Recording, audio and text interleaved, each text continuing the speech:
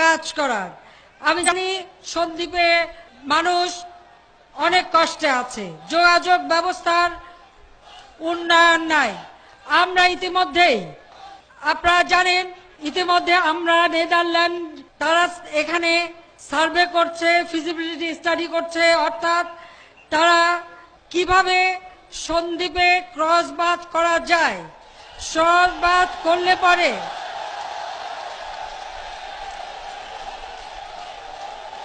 Sandwip cross বাঁধ করলে পরে কোনো ক্ষতি হবে কি না এ বিষয়ে পরীক্ষা নিরীক্ষা করা হচ্ছে।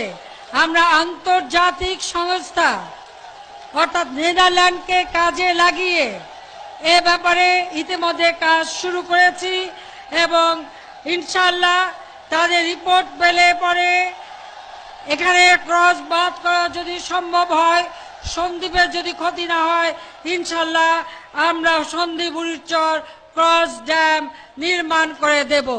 কিন্তু তার জন্য সময় লাগবে,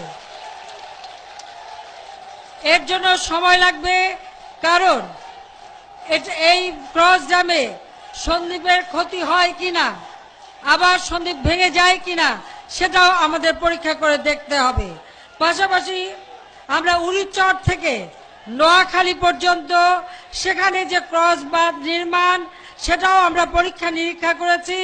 উড়িচর থেকে নোয়াখালী পর্যন্ত ক্রস ড্যাম অনতি বিলম্বে আমরা শুরু করতে পারবো বলে আমরা বিশ্বাস করি।